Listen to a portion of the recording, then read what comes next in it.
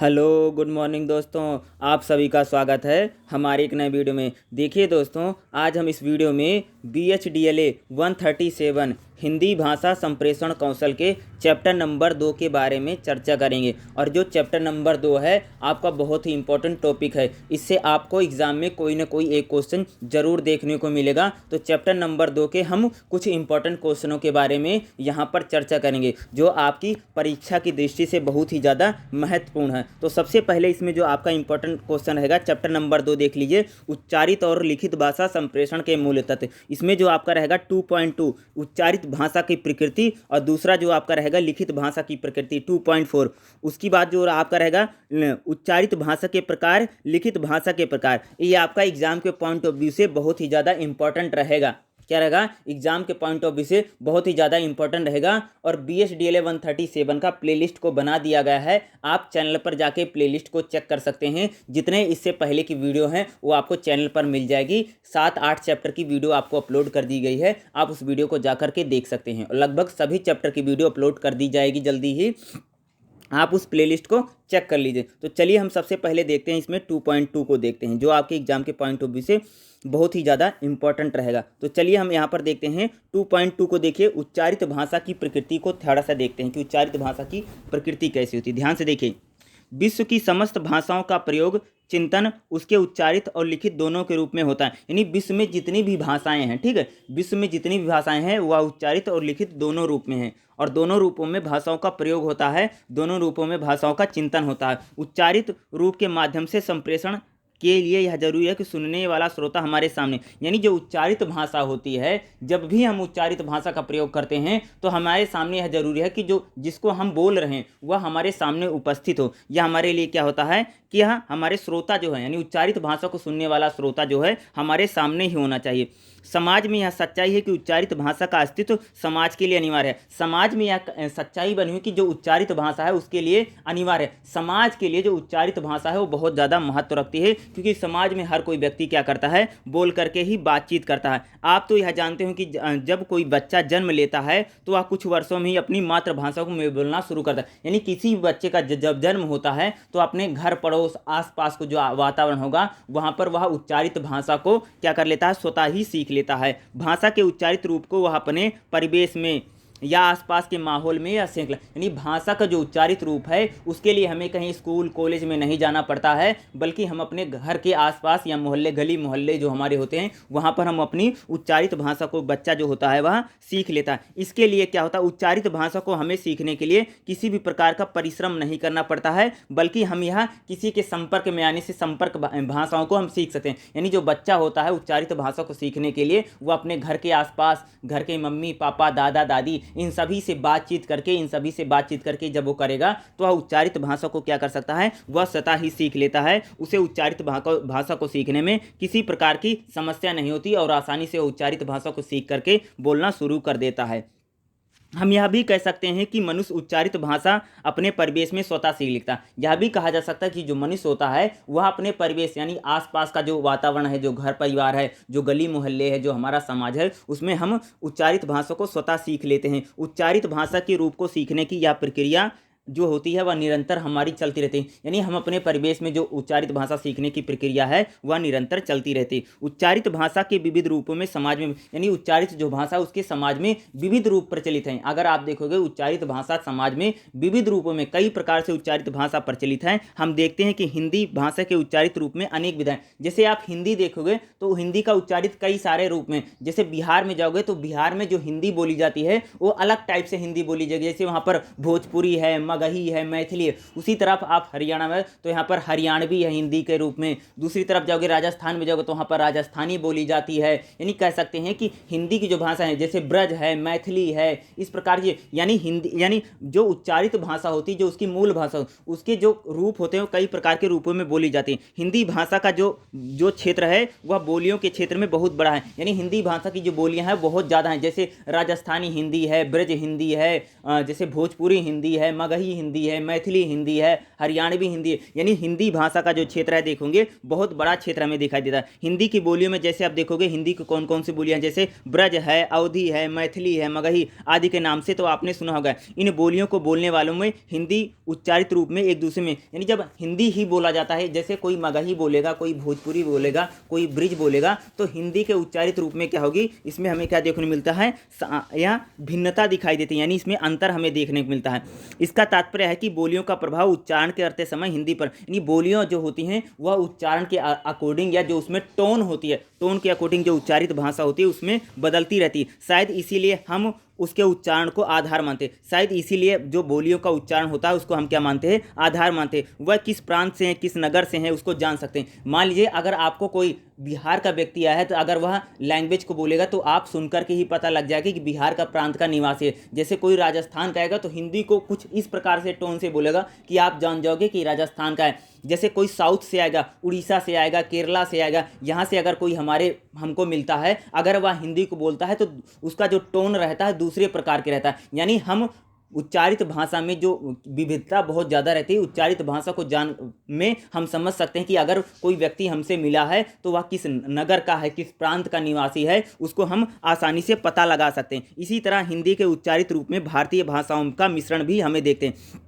ये हिंदी के उच्चारित रूप में जो भारतीय भाषा हैं, नगरों में रहने वाले जो लोग हैं उनका आसानी से पता लगाया जा सकता है। इसी तरह हिंदी के उच्चारित रूप में भाषाओं को मिश्रण भी निर्मित है, दिखाई देता। उदाहरण के लिए जैसे आप देखा होगा मुंबईया हिंदी है का प्रयोग जैसे फिल्मों में खूब दिखो, कलकतिया हिंदी है, हैदराबादी हिंदी है, क्रमशः बंगाली है, मराठी है, तेलुगु, इन पर भी हिंदी भाषा का रूप हमें कई बार देखने मिलता है। यानी क्या होता है कि जो हिंदी का प्रभाव है वह जैसे कलकतिया हिंदी है, मुंबईया हिंदी है, या आप कह सकते हैं कि हैदराबादी हिंदी, हिंदी का जो रूप है वो विस्तृत रूप, यानी भाषा उच्चारित भाषा का जो रूप होता है उसमें बहुत ज़्यादा विविधता होती है, उसमें बहुत ज़्यादा हमें भिन्नता देखने को मिलती है। उच्चारित भाषा को पारंपरिक रूप से वाक का नाम दिया, यानी उच्चारित भाषा को पारंपरिक रूप से क्या बोलते हैं, वाक भाषा बोलती है, जो हम उच्चारण के द्वारा बोलते हैं। वाक भाषा का तात्पर्य ही कहना, अपनी बात को कहने के लिए मनुष्य उच्चारित भाषा का ही प्रयोग करता है। विद्वान भी यही करते थे, यानी कोई भी मनुष्य होगा अपनी बात को कहने के लिए करेगा, वह उच्चारित भाषा का ही प्रयोग करता है अपनी बात को। मनुष्य का जब जन्म होता है तो जन्म से ही वह क्या करता है, उच्चारित भाषा को सीख लेता है, और वह समाज में सीख लेता और बोल उच्चारित भाषा को आसानी से बोल लेता है। हम यह कह सकते हैं कि जहाँ कहीं भी मनुष्य समाज के परस्पर समूह एक दूसरे से जुड़ते हैं तो वह संप्रेषण के लिए उच्चारित भाषा का ही प्रयोग करते हैं। यानी जब हम अपने समाज में किसी से संपर्क स्थापित करेंगे, मान लीजिए हमें कुछ खरीदना है, कुछ लेकर के आना है, कोई काम है या कोई काम रहेगा, तो हम उच्चारित भाषा का ही प्रयोग करेंगे। मान लीजिए हमें कहीं जाना है तो हम उच्चारित भाषा का प्रयोग करेंगे। मान लीजिए हमें कोई वस्तु खरीदनी है तो दुकानदार से उच्चारित भाषा का प्रयोग करेंगे। मान लीजिए हमें कोई सिलेंडर मंगवाना है, कोई सामान खरीदना है तो भी हमें एक उच्चारित भाषा का प्रयोग करने का। मान लीजिए हमें किसी से रास्ता पूछना है तो हमें उच्चारित भाषा का, यानी हम लोग जो होते हैं समाज से अपना संपर्क स्थापित करने के लिए उच्चारित भाषा का ही ज़्यादातर प्रयोग करते हैं। मनुष्य जो होता है वह परस्पर संबंध बनाने के लिए उच्चारित भाषा का ही प्रयोग करता है। शायद यही कारण है उच्चारित भाषा की प्रकृति बहुत ज़्यादा महत्वपूर्ण है, यानी उच्चारित भाषा का जो महत्व है वो मनुष्य के लिए बहुत ज़्यादा महत्वपूर्ण है। प्रसिद्ध जो भाषा वैज्ञानिक है ब्लूमफील्ड ने कहा है कि भाषा से केवल तात्पर्य है कि भाषा से, यानी भाषा का तात्पर्य केवल उच्चारित, यानी एक वैज्ञानिक हैं, भाषा के वैज्ञानिक को कहते हैं भाषा का जो मूल रूप है वह उच्चारित भाषा से है। वह मानते हैं लिखित भाषा जो होती है वह कुछ दृश्य संकेतों के रूप में उच्चारित भाषा के अभिव्यक्त करने का एक तरीका। ये जो वैज्ञानिक हैं मानते हैं, वो क्या मानते हैं, जो उच्चारित भाषा है लिखित भाषा को एक प्रकट करने का माध्यम है, यानी मूल भाषा को वह उच्चारित भाषा को मानते हैं। आधुनिक भाषा वैज्ञानिक अध्ययनों को आधार पर बोलचाल की भाषा को आधार बना है। इस दृष्टिकोण के अनुसार मौखिक भाषा की तुलना में लिखित भाषा का स्थान गौण है, यानी कह सकते हैं उच्चारित भाषा जो है उसकी प्रकृति अगर देखोगे उसका नेचर क्या है, उसको हम स्वतः परिवेश में सीख लेते हैं। उसके सीखने के लिए हमें कोई विशेष प्रकार का हमें काम नहीं करना पड़ता है, अपने परिवेश में घर पड़ोस में सीख लेते हैं। दूसरा जो उच्चारित भाषा होती है उसको हमें समाज में संपर्क स्थापित करने में हम उसको सीखते हैं। कोई किसी भी भाषा का अगर जन्म होता है तो वह उच्चारित रूप में होता है, बाद में उसका लिखित रूप आता है। दूसरा जो भाषा उच्चारित भाषा होती है उसका जो क्षेत्र है, उसका जो प्रसार है बहुत बड़ा होता है। जैसे उदाहरण के लिए अगर हम हिंदी को देखेंगे तो हिंदी भाषा का भी जो प्रसार है वह हमें बहुत बड़ा दिखाई देता है। उसके बाद जो आपका रहेगा लिखित भाषा की प्रकृति। यहाँ पर आप देखिएगा, यहाँ पर 2.3 में देखिए लिखित भाषा की प्रकृति के बारे में ध्यान से देखिएगा क्या होती है लिखित भाषा की प्रकृति। आपसे जो क्वेश्चन पूछा जाता है लिखित भाषा की प्रकृति का उल्लेख कीजिए, तो लिखित भाषा की प्रकृति हम देखते हैं भाषा की परिवर्तित अस्थायित्व प्राप्त विकसित रूप है। यानी भाषा का जो विकास हुआ है, देखो सबसे पहले उच्चारित भाषा आई और उच्चारित भाषा का जब विकास हुआ, जब डेवलपमेंट हुआ तो वह लिखित भाषा में परिवर्तित हुई। लिखित भाषा की तुलना में उच्चारित भाषा का अधिक महत्व है। जो लिखित भाषा है उसका अधिक महत्व है उच्चारित भाषा की तुलना में। यानी लिखित भाषा को ज़्यादा प्रमाणिक भाषा माना जाता है। समाज लिखित भाषा को ज़्यादा महत्व देता है क्योंकि इस भाषा का प्रयोग करने वाला अपने परिवेश में स्वतः सीख ले। यानी उच्चारित जो भाषा होती है हम अपने परिवेश में स्वतः सीख लेते हैं, लेकिन उच्चारित भाषा को, ठीक है। और दूसरा, उच्चारित भाषा जो होती है वह सामाजिकरण का आधार है, लेकिन इससे लिखित के महत्व कम नहीं हो जाते। यानी उच्चारित भाषा जो हमारी है उसका महत्व है वह सामाजिकरण की भाषा है। समाज से संपर्क स्थापित करने के लिए हम उच्चारित भाषा का प्रयोग करते हैं, लेकिन जो लिखित भाषा है इससे इसका महत्व तो कम नहीं होता। लिखित भाषा सृजनात्मक लेखन साहित्य का माध्यम, यानी जो हमारी लिखित भाषा होती है उसमें साहित्यों की रचना की जाती है, जैसे गीत है, भजन है, गीत है, निबंध है, कविता है, जीवनी है, संस्मरण है, इस प्रकार की चीज। यानी लिखित भाषा जो होती है वह साहित्यिक भाषा है या सृजनात्मक साहित्य उसमें लिखा जाता है। इसका प्रत्येक भाषाई समाज में अपना विषय, यानी प्रत्येक भाषाओं में लिखित भाषा का एक अपना प्रमुख स्थान होता है। या हम कह सकते हैं कि मानव जीवन में भाषा के लेखन का आविष्कार सर्वाधिक महत्व, यानी मानव ने सबसे पहले उच्चारित भाषा को सीखा और भाषा जब उच्चारित भाषा लिखित भाषा में आई तो एक प्रकार से भाषा में बड़ा और व्यापक परिवर्तन आया। भाषा के लिखित रूप को सीखने के लिए उच्चारित रूप के साथ साथ उसे संबंधित लिपि का ज्ञान, यानी अगर हमें किसी भाषा की उच्चारित भाषा आती है, अगर हम उसे लिखना चाहेंगे तो हमें उसके लिपि का ज्ञान होना आवश्यक है। लिखित भाषा को सीखने के लिए हमें प्रयत्न करना पड़ता है, हमें स्कूल कॉलेज जाना पड़ता है जहाँ पर हम लिखित भाषा को सीखते हैं। मानव समाज में लिखित भाषा के रूप में एक सांस्कृतिक उपलब्धता है, यानी मानव समाज में अगर आप देखोगे जो लिखित भाषा है उसको समाज ज़्यादा प्रमाणिक मानता है। यह मानते हैं कि वाक्य की तुलना में लेखक की उपलब्धि मानव समाज के बाद में काफ़ी। सबसे पहले उच्चारित भाषा है, उच्चारित भाषा के बाद क्या होता है, लिखित भाषा का प्रयोग होता है। मानव सभ्यता के विकास में लेखक का प्रभाव गहरा दिखाई देता है।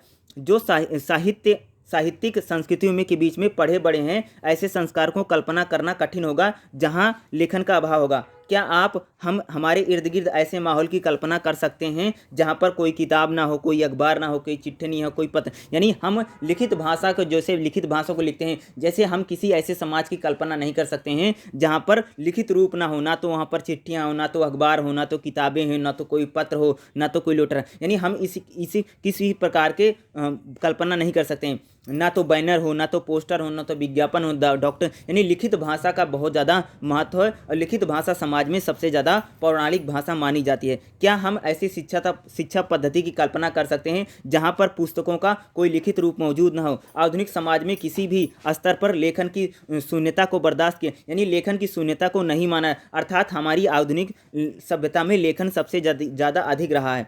इसका तात्पर्य है कि लेखन ने ही सभ्यता को संभव बनाया है। लेखन को कम महत्व देकर के वाक्य को महत्व अधिक देना गलत होगा। यानी लिखित भाषा बहुत ज़्यादा महत्वपूर्ण है। हम किसी ऐसे समाज की कल्पना नहीं कर सकते हैं जहाँ पर लिखित रूप विद्यमान ना हो। लिखित रूप जो होता है वह समाज के लिए एक बहुत ज़्यादा महत्व रखता है। लिखित भाषा का लिखित रूप विशेष महत्वपूर्ण है क्योंकि इसी के माध्यम से मानव ने संचित ज्ञान को साहित्य दर्शन में उकेड़ा है। यानी जो मानव समाज है वो क्या करता है कि वो जिस भी चीज़ को सीखता है उसको लिखित रूप में लिखता है ताकि वह आगे दशकों तक क्या करती है, संचालित होती है। इसमें कोई संदेह नहीं है कि बोलचाल की भाषा की तुलना में लिखित भाषा अधिक व्यवस्थित और व्याकरण, यानी बोलचाल की भाषा की अगर तुलना में अगर देखोगे तो हमारी जो लिखित भाषा होती है वह अधिक व्याकरणनिष्ठ भाषा है या कह सकते हैं अधिक सुव्यवस्थित भाषा है। लिखित भाषा जो होती है उच्चारित भाषा की तुलना में बहुत ज़्यादा मानक के आधार पर स्टैंडर्ड लैंग्वेज माना, यानी लिखित भाषा जो हमारी होती है उसमें व्याकरण का ध्यान रखना पड़ता है, उसमें जो व्याकरणनिष्ठ भाषा होती है। दूसरा, उसमें मानक के आधार पर भाषा को लिखा जाता है।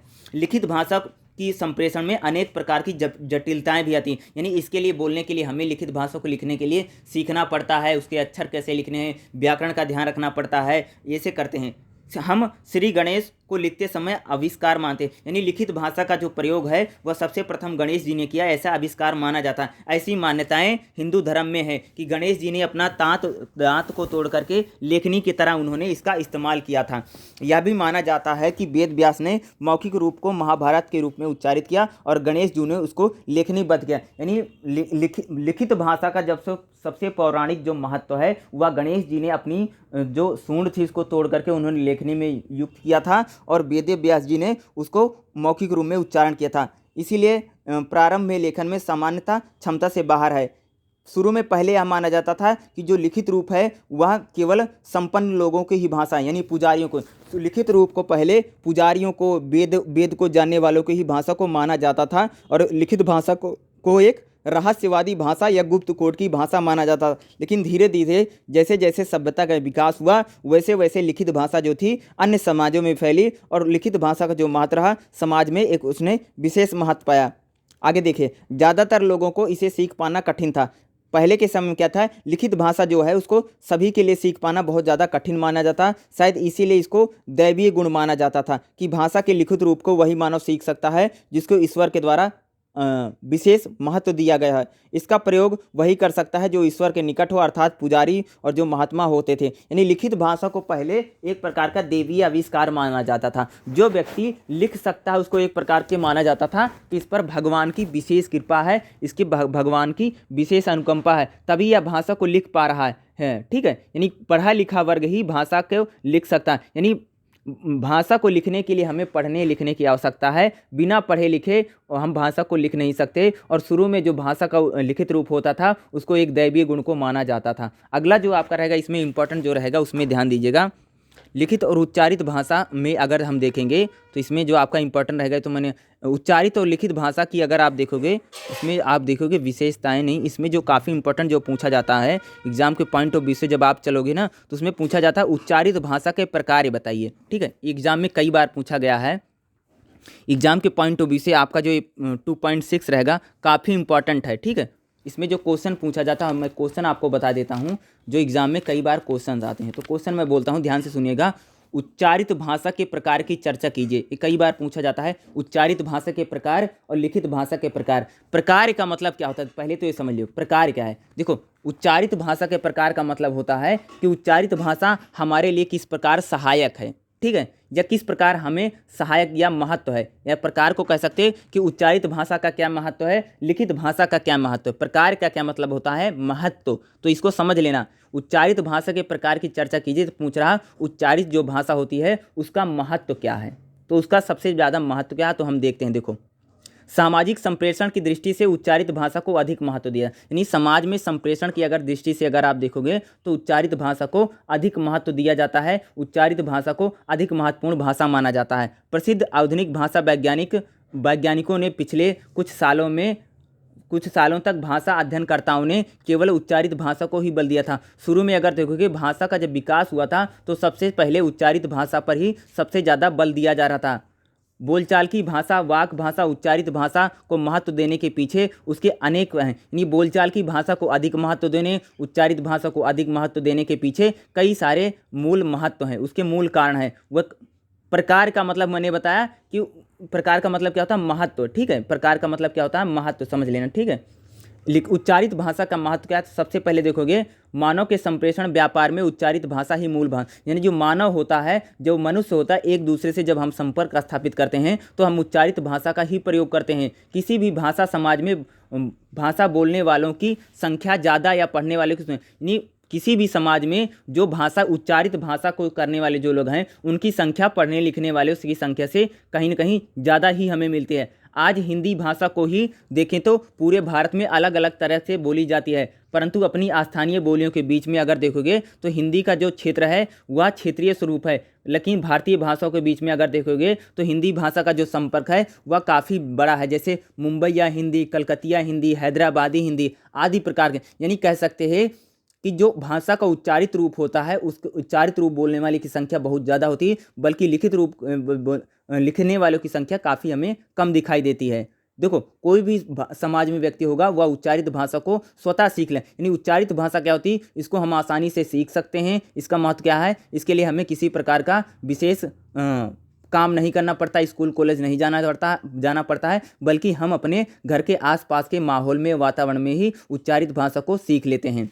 इस प्रकार उच्चारित भाषा में अनेक रूप से समाज में देखोगे प्रयोग मिलते हैं, जिसके माध्यम से भाषा समुदाय के सदस्य अपनी संप्रेषण की जरूरतों को पूरा करते हैं। ठीक है, किसी क्षेत्र के किसी सामाजिक वर्ग की बोली को कुछ कारणों से सामाजिक प्रतिष्ठा में मानक के रूप में, यानी जो हमारी उच्चारित भाषा होती है यह मानक भाषा नहीं होती, या इसमें मानक शब्दों का हम क्या करते हैं, यूज नहीं करते। यानी मानक भाषा के आधार पर, यानी मानक भाषा लिखित रूप में उच्चारित भाषा की अपेक्षा विशेषता कम मिलती है। उन्हें क्रमशः विकल्पन यानी वेरिएशन को कम वृत्ति होती है। उच्चारित भाषा के समाज में कितने भिन्न रूप हैं सामाजिक प्रकारों के लिए, यह बातें दी गई हैं। यानी देखो भाषा जो यहाँ पर जो आपको दिया गया है, इस सिंबल को यहाँ पर आप देखिए, इसको देखिए, यहाँ पर जो यहाँ पर डायग्राम बनाएगा, ध्यान सुनो। भाषा मानक बोली, सामाजिक विकल्पन, क्षेत्रीय विकल्पन और भौगोलिक भाषा। यानी जो हमारी क्या होती है, उच्चारित भाषा होती है वह मानक बोली होती है। ठीक है, किसी भी क्षेत्र में मानक, बिना मानक के आधार पर भी चलती है। दूसरा सामाजिक विकल्पन, यानी समाज में समकर्ष स्थापित करने के लिए हमारे लिए बहुत महत्व है। सामाजिक महत्व इसका उच्चारित भाषा का बहुत ज़्यादा महत्व है, और भौगोलिक आधार पर भी जो हमारी उच्चारित भाषा होती है उसका बहुत ज़्यादा महत्व होता है। समाज में उच्चारित भाषा अनेक प्रकार निभाती है, यानी जो समाज में उच्चारित भाषा है वह अनेक प्रकारों को निभाती है, उसके भिन्न रूप होते हैं। यह बात भी महत्वपूर्ण है कि उच्चारित भाषा जो विकल्प और भेद दिखाई देता है उसका कारण प्रयोक्ता है। प्रयोक्ता के भौगोलिक क्षेत्र, शैक्षिक भेद और सांस्कृतिक भेद के स्तर पर भाषा उच्चारित पड़ता है। देखो कोई भी व्यक्ति अगर उच्चारित भाषा को बोलता है तो उसकी उच्चारित भाषा कैसी होगी, या उसके शैक्षिक स्तर, बौद्धिक स्तर और उसके सामाजिक स्तर के आधार पर निर्धारित होता है। कोई भी व्यक्ति उच्चारित भाषा को किस तरह से बोलता है और किस तरह से उच्चारित भाषा का संप्रेषण करता है और किस तरह से टोन को बोलता है, वह उसके शैक्षिक स्तर, बौद्धिक स्तर और उसके सांस्कृतिक स्तर को बहुत ज़्यादा आधारित होती है। उच्चारित भाषा इस व्यापक प्रकार और विस्तार को देखते हुए विद्वान मनुष्यों को बोलने वाले और बातचीत करने वाले, यानी विद्वान जितने भी हैं वह जो मनुष्य है, विद्वानों का मानना है कि मनुष्य का जन्म ही भाषा को बोलने के लिए, इसलिए उसे बातचीत करने वाला या भाषा को बोलने वाला प्राणी तक मानते हैं। अनेक भाषा वैज्ञानिक तो यह मानते हैं कि मनुष्य का जन्म ही बोलने, जितने भी भाषा वैज्ञानिक हैं, कई सारे भाषा वैज्ञानिक मानते हैं कि मनुष्य का जो जन्म हुआ है वह मात्र और मात्र भाषा बोलने के लिए हुआ है।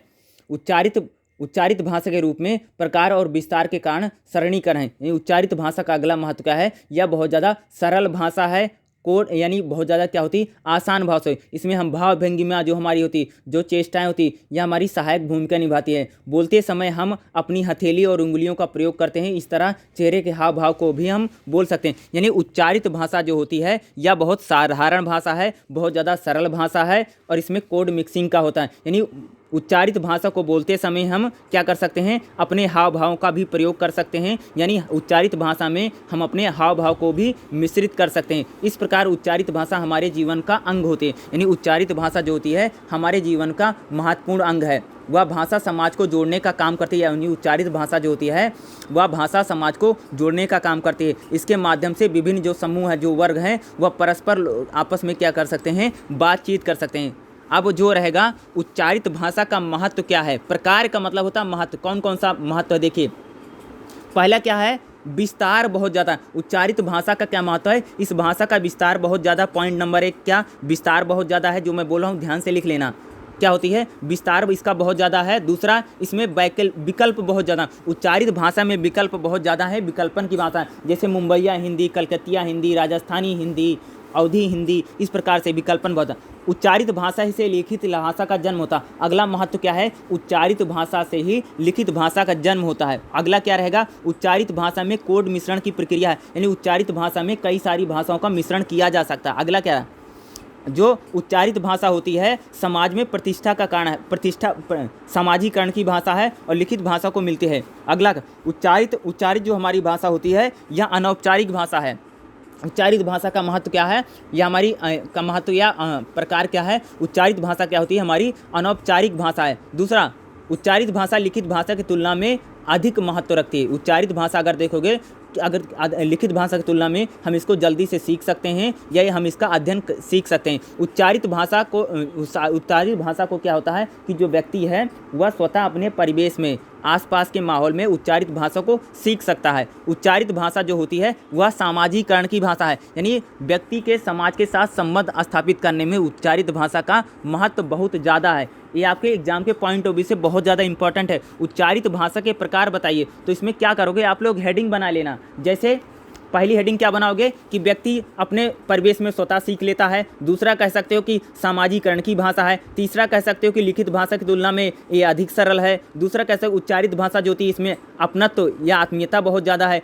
अगला कह सकते हो कि उच्चारित भाषा अनौपचारिक भाषा होती है। दूसरा अगला कह सकते हो उच्चारित भाषा से लिखित भाषा का जन्म होता है। अगला हम कह सकते हैं उच्चारित जो हमारी भाषा होती है इसका महत्व बहुत ज़्यादा, इसका क्षेत्र बहुत ज़्यादा बड़ा या व्यापक क्षेत्र है। अगला हम इसको कहते हैं उच्चारित जो भाषा होती है इसका प्रयोग बहुत ज़्यादा है, इसमें कई प्रकार की भाषाओं का मिश्रण हो सकता है, जैसे मुंबईया हिंदी, कलकत्तिया हिंदी, राजस्थान हिंदी, ऐसा हो सकता है। अगला जो हमारा क्वेश्चन रहेगा वो भी एग्जाम के पॉइंट ऑफ व्यू से बहुत ही ज़्यादा इंपॉर्टेंट क्वेश्चन रहेगा, ठीक है। एग्जाम के पॉइंट ऑफ व्यू से अगर आप देखोगे नेक्स्ट क्वेश्चन हमारा बहुत ही ज़्यादा इंपॉर्टेंट क्वेश्चन रहेगा। क्वेश्चन क्या रहेगा, लिखित भाषा के प्रकार बताइए। अगला हमारा क्वेश्चन क्या रहेगा, लिखित भाषा के प्रकार बताइए। देखो ये भी एग्जाम के पॉइंट ऑफ व्यू से बहुत ज़्यादा इंपॉर्टेंट है। लेखन का सर्वाधिक प्रत्यक्ष कार्य यह है कि वह संप्रेषण के क्षेत्र को व्यापक विस्तार देता है। लेखन का सबसे ज़्यादा महत्व क्या है, वह संप्रेषण, यानी जो हमारी बातचीत है, जो संप्रेषण की प्रक्रिया है उसको एक बड़ा क्षेत्र प्रदान करता है। मानव संप्रेषण में लेखन में कुछ अन्य महत्वपूर्ण प्रकार भी है, जिसका प्रकार का मतलब होता है महत्व। मैंने कई बार बताया है, चाहे आपको लिखित भाषा के प्रकार बोलेगा, चाहे आपको उच्चारित भाषा के प्रकार बोलेगा, इसका मतलब पूछ रहा है उसका महत्व क्या है, और इसकी हेडिंग बना करके आप सबको लिखना होगा, ठीक है। हेडिंग बना करके अगर आप लिखेंगे तो आपके लिए वह काफ़ी बेहतर रहेगा, ठीक है। देखिए उच्चारित भाषा का पहला प्रकार क्या है, स्मृति में सहायक होती है, यानी जो हमारी उच्चारित भाषा होती है वह हमारी स्मृति में यानी याद करने में बहुत ज़्यादा होती है, यानी इसको हम आसानी से याद कर सकते हैं, ठीक है। क्या होती है, जो हमारी उच्चारित भाषा होती है वह हमें क्या होती है, याद करने में बहुत ज़्यादा आसानी है, यानी इसके पीढ़ी दर पीढ़ी हम इसको याद कर सकते हैं। मान लीजिए अगर हमें किसी चीज़ को लाना होता तो हम क्या करते हैं, सबसे पहले उसको लिख लेते हैं ना, तभी तो हमें याद रहता। दूसरा जितने भी प्रमुख ग्रंथ हैं, जितने भी चीज़ें हैं उसको क्या लिखा गया ना, तभी तो हमें याद रहती हैं। दूसरा लिखित भाषा को जो हम लिख सकते हैं तो हम उसको लंबे समय तक याद रख सकते हैं, यानी हमारी स्मृति में, यानी हमारी मेमोरी को बढ़ाने में या हमारी मेमोरी को डेवलप करने में उच्चारित जो भाषा होती है हमारी स्मृति में बहुत ज़्यादा क्या है, सहायक सिद्ध होती है। दूसरा संप्रेषण का विस्तार बहुत ज़्यादा है। जो हमारी उच्चारित भाषा होती है उसका संप्रेषण, उसका चाहे लिखित संप्रेषण चाहे मौखिक, बहुत ज़्यादा होता है। श्रोता और वक्ता दोनों की उपस्थिति अनिवार्य है, यानी देखो जो हमारी उच्चारित भाषा होती है उसमें क्या होती है, उसमें श्रोता और वक्ता की उपस्थिति में, लेकिन जो हमारी लिखित भाषा है उसमें श्रोता और वक्ता की उपस्थिति अनिवार्य नहीं है। मान लीजिए अगर मैं किसी चीज़ को लिख करके दे देता हूँ तो दशकों तक वो लोग उसको पढ़ते रहेंगे। जिन लोग पढ़ रहे हैं 1 साल के बाद 10 साल के बाद जो लोग पढ़ते हैं, क्या वो हमारे सामने मौजूद हैं, वह हमारे सामने मौजूद नहीं। लेकिन आप कह सकते हो कि जो लिखित भाषा होती है उसके संप्रेषण का विस्तार बहुत ज़्यादा। उसी प्रकार से कह सकते हो जैसे हम तमाम वैज्ञानिक लोगों को पढ़ते हैं, जैसे हम पढ़ते हैं अरस्तु को पढ़ते हैं या न्यूटन को पढ़ते हैं, इन लोगों को जब हम पढ़ते हैं तो कहाँ के लोग हैं, ये विदेशी लोग थे ना। इन्होंने जिन चीज़ों को लिखा है उनका संप्रेषण का विस्तार क्या हुआ, बहुत दूर तक फैल गया ना, तभी तो हम लोग, यानी जो हमारी लिखित भाषा होती है उसका जो संप्रेषण यानी जब विस्तार है वो बहुत व्यापक क्षेत्र होता है। दूसरा प्रसारण में सहायक होते हैं, यानी जो हमारी लिखित भाषा होती है वह किसी भी चीज़ को प्रसारित करने में, कोई भी संदेश होगा बहुत दूर तक भेजने में सक्षम है। यानी इससे लिखित भाषा के द्वारा हम देश विदेश तक के अपनी संदेशों को, अपने पत्रों को यानी ट्रांसफर कर सकते हैं। यानी इसका जो माध्यम है वो कई प्रकार का माध्यम है। लिखित भाषा जो हमारी होती है वह लिखित संदेशों के द्वारा उच्चारित संदेशों को संप्रेषित करने की जरूरी नहीं है, बाद में इसे उपलब्ध कराया जा सकता है। लिखित भाषा का यह रूप विशेषता है कि इसे प्रसारण के माध्यम से स्थापित किया जा सकता है। इससे स्पष्ट यह है कि मौखिक संदेश अपने श्रोता तक पहुंचने के बाद तुरंत समाप्त हो जाते हैं, जबकि जो लिखित संदेश होते हैं एक वस्तु की तरह लंबे समय तक सुरक्षित। यानी जो मान लीजिए अगर आप किसी को मौखिक संदेश भेजते हो तो कुछ समय के बाद वो क्या होगा, कोई भूल जाएगा, किसी को याद रहेगा नहीं रहेगा। लेकिन जो लिखित संदेश होते हैं या जिस हम संदेशों को लिखित माध्यम में भेजते हैं तो वह लंबे समय तक सुरक्षित रहते हैं और उनको भेजने भी क्या होती है, बहुत ज़्यादा सहायता प्राप्त होती है। दूसरा लिखित भाषा जो होती है वह कर्ण की भाषा है, समाज लिखित भाषा को ज़्यादा महत्व देता है। क्या देता है? हमारा जो समाज है वह लिखित भाषा को ज़्यादा महत्व देता है। आपने भी सुना होगा कि सुनी सुनाई बातों पर हमें ध्यान नहीं देना चाहिए। जब तक हम किसी चीज़ को लिखकर नहीं प्रमाणित करते हैं तब तक उस पर कोई उन बातों को सच नहीं मानेगा। आपने भी देखा होगा कि हमारी जो यूनिवर्सिटी है जब तक वो कोई भी नोटिफिकेशन लिखित में नहीं देती है तब तक हम उसको मानते नहीं। उसी प्रकार से सरकार की कोई सूचना होगी, सरकार की कोई गाइडलाइंस होगी, जब तक वह लिखित रूप में नहीं आती है तब तक समाज का कोई व्यक्ति उन बातों पर या उन चीज़ों पर भरोसा नहीं करता। जब तक किसी चीज़ को लिखित रूप में नहीं बताया जाता है तब तक उस पर भरोसा नहीं किया। यानी लिखित भाषा जो होती है वह आदर्श भाषा है और समाज उसको ज़्यादा महत्व देता है। आपने सुना कि जैसे हमारी शादियाँ होती है, हम घर खरीदते हैं, जितनी भी चीज़ें होती हैं हम उसका क्या लिखित दस्तावेज बनवाते हैं ना, तभी महत्व होता है। मान लीजिए आपने घर खरीदा, किसी ने बोला कि चलो मैं आपको यह घर दे देता हूँ, तो उससे नहीं हुआ। जब तक उसकी रजिस्ट्री नहीं होगी, जब तक उसका लिखित प्रमाण नहीं होगा तब तक वह आपका घर नहीं माना जाएगा। यानी लिखित जो भाषा होती है, लिखित उसका जो महत्व है वह समाज में बहुत ज़्यादा है। समाज लिखित भाषा को बहुत ही ज़्यादा क्या मानता है कि महत्व देता है। अगला प्रतिक्रिया के आधार पर देखेंगे, तो प्रतिक्रिया के आधार पर अगर आप देखोगे यहाँ पर देखिए, ठीक है, प्रतिक्रिया के आधार पर देखिए, ठीक है, देखिए लेखन में भाषाई संप्रेषण को वाक्य की सीमाओं से स्वतंत्र करते हुए कई प्रकार समन्वित प्रतिक्रियाएं होती हैं। उदाहरण के तौर पर पत्र और वसीयत एक निर्धारित व्यक्ति के लिए होती हैं। इसमें निसंदेह संदेश व्यक्ति को विश्लेषण करने को, उसके व्यवहार को प्रभावित करते हैं। निर्देश पुस्तिका, पाठ विधियाँ, कढ़ाई बुनाई के नमूने आदि किसी विशिष्ट अध्यापन को संबोधित नहीं होती हैं, परंतु जब हम इसके अनुसार प्रतिक्रिया करते हैं, भोजन बनाना चाहते हैं, कढ़ाई करना चाहते हैं, तो हम व्यवहार को निमंत्रित करें। यानी क्या, लिखित भाषा जो होती है उसके द्वारा हम किसी को प्रतिक्रिया दे सकते हैं। मान लीजिए हमारे घर पर शादी है तो हमें किसी बुलाना होगा तो हम क्या लिखित में संदेश देंगे, कार्ड छपवा कर देंगे। शादी है, विवाह है, निमंत्रण है, किसी को बुलाना होगा तो हम लिखित रूप में जब हम उसको लेटर भेज के बुलाते हैं तो वह व्यक्ति हमारे घर जरूर आता। अगर हम फ़ोन पर बोल दें कि हमारे यहाँ पर शादी है, आप आ जाना, फ़ोन को लोग नहीं मानते हैं, मोबाइल को नहीं मानता है कि भाई हमारे घर पर सीधा न्योता देने आओ, कार्ड लेकर आओ, तभी लोग मानते हैं। यानी लिखित भाषा जो होती है उसके जरिए हम क्या कर सकते हैं, अपनी प्रतिक्रिया दे सकते हैं, किसी भी प्रकार का रिएक्शन दे सकते हैं। यानी प्रतिक्रिया देने में जो होती है लिखित भाषा का जो महत्व है वो बहुत ही ज़्यादा माना जाता है। अगला जो लिखित भाषा है सौंदर्यीकरण में बहुत है। यानी लिखित भाषा क्या है, सौंदर्य भाषा। दूसरा जो हमारी लिखित भाषा होती है व्याकरण निष्ठ भाषा है, इसमें व्याकरण का प्रयोग किया जाता है। अगला कह सकते हो मानकीकरण की भाषा है या मानक आधारित भाषा होती है। लिखित भाषा जो मानक पर चलती है, यह लिखित भाषा के प्रकारों में शामिल है। साहित्य शब्द साहित्य को कला का माध्यम, यानी जो हमारी लिखित भाषा होती है वह साहित्य में एक सौंदर्यीकरण को लाने का काम करती है। इसमें कोई संदेह नहीं है कि साहित्य को मौखिक परंपरा भी होती है, लेकिन